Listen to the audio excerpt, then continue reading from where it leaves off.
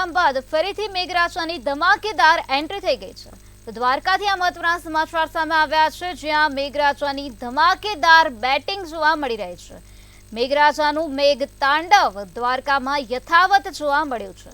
દ્વારકાના દરિયામાં અત્યારે કરંટ જોવા મળી રહ્યો છે, તો વીજળીના કડાકા ભડાકા સાથે ધોધમાર વરસાદ દ્વારકામાં વરસી રહ્યો છે। દ્વારકાથી આ મહત્વના સમાચાર સામે આવ્યા, જ્યાં સાંબેલાધાર વરસાદ વરસી રહ્યો છે, તો બીજી તરફ દરિયામાં પણ કરંટ જોવા મળી રહ્યો છે। દ્વારકામાં મેઘરાજાનું મેઘ તાંડવ જોવા મળ્યું છે।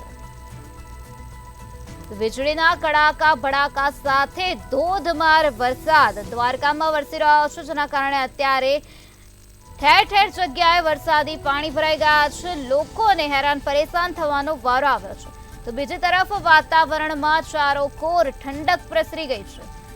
તો દ્વારકામાં વિરામ બાદ ફરીથી મેઘરાજાની ધમાકેદાર એન્ટ્રી જોવા મળી રહી છે। મેઘરાજાનું મેઘ તાંડવ દ્વારકામાં જોવા મળી રહ્યું છે। આ સાથે દરિયામાં પણ કરંટ જોવા મળી રહ્યો છે, તો વીજળીના કડાકા ભડાકા સાથે મુસળધાર વરસાદ દ્વારકામાં વરસી રહ્યો છે।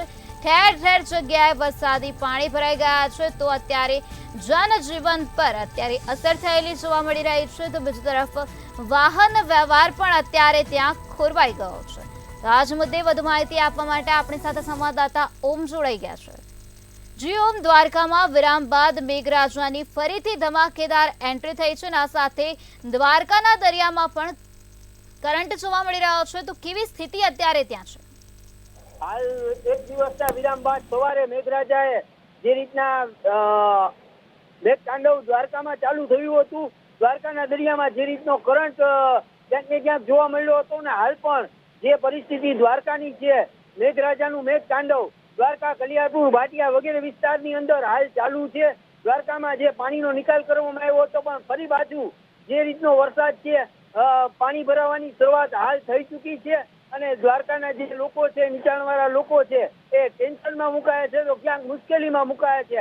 હાલ પણ દ્વારકાની અંદર મેઘરાજાનું મેઘ તાંડવ યથાવત છે, અને દ્વારકા રેડ ઝોનમાં બતાવી રહ્યું છે।